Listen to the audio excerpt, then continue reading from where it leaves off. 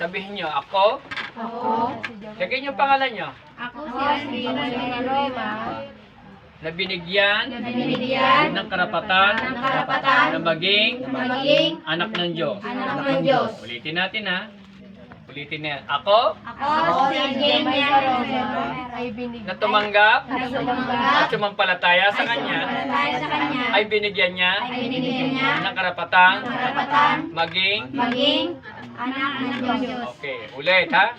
O, lalagay niyo ang pangalan niyo kasi doon sa birth certificate, hindi kung kaninong pangalan, kanya individual ito. Ano?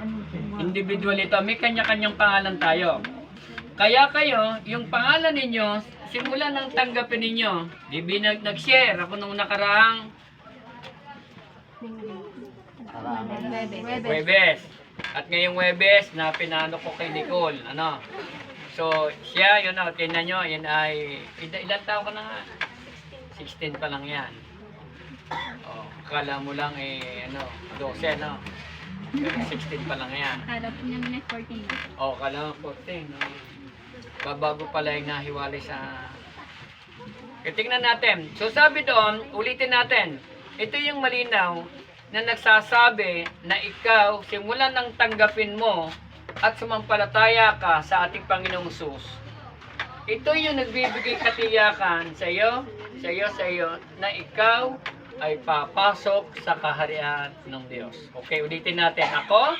Ako si Jenny Roma. Laksan niyo, ulitin niyo ha. Okay, mong nalalambot. 1, 2, 3, go. Ako si Jenny Roma. Oh, dahan-dahan. Sabay-sabay. 1, 2, 3, go. Ako si Jenny Roma.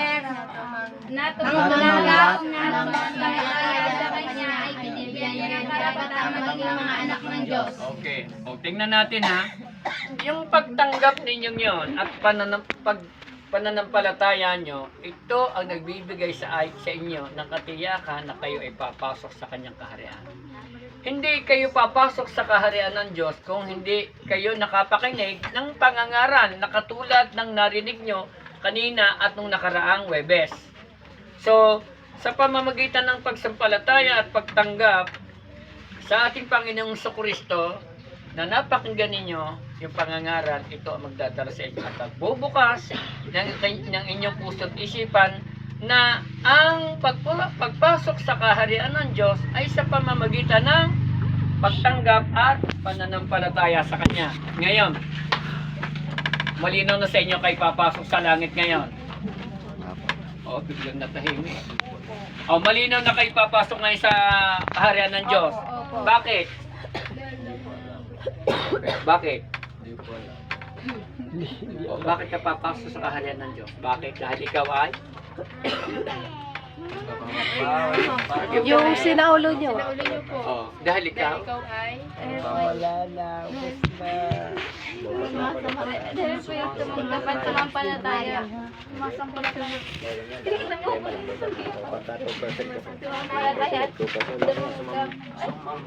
Tumanggap at sumampalataya. Okay. Sino yung sumampalataya at tumanggap sa Kanya? Oo. Anong tawag sa iyo? Oh, kita mo na. Oh, sabi niya, so yung lahat ng sumampalataya at tumanggap sa Kanya, ito yung binigyan niya ng karapatang maging anak ng Diyos. Okay. Kung maliwanag sa inyo ngayon na kayo anak ng Diyos, sino yung papasok sa kaharian ng Diyos? Oh. Yes. Tama naman, ikaw nga. Bakit ka papasok doon sa kanyang ikaw? Bakit ka papasok? Dahil ikaw ay kanyang? Anak. Oo, ganun lang kasimple. Ang papasok sa kaharian ng Diyos ay walang iba kundi yung kanyang mga anak. Paano ka naging anak? Dahil sa iyong pagtanggap at pagsampalataya.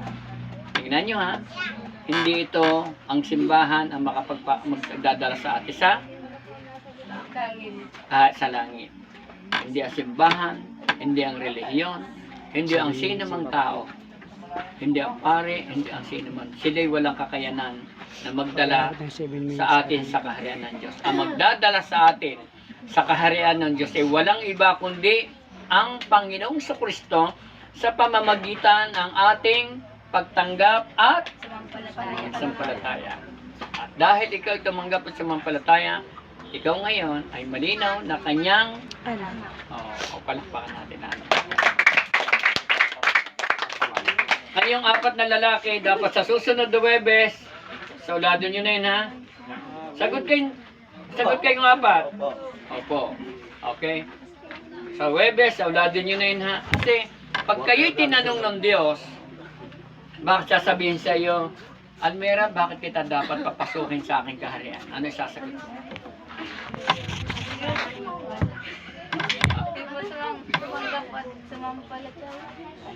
Kasi po anak niyo po ako. Yeah, very good. Dahil anak niyo po ako. Tama naman yon. Dudugtungan niyo dahil ako po ay tumanggap at sumampalataya sa iyo. At ako po ay inyong naging Anak.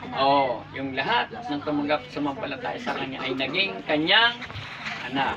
At lahat kayo ngayon, pag tinanong kayo kung bakit kita dapat papasukin sa aking kaharian, malinaw na bibigay sa atin ng katiyakan, ikaw ay kanyang anak. Ang papasok sa kaharian ng Diyos ay walang iba kundi ang kanyang anak. Anak ba niya kayo? Okay. So tayo tumayo at mananalangin. Meron kayong gustong ipanalangin?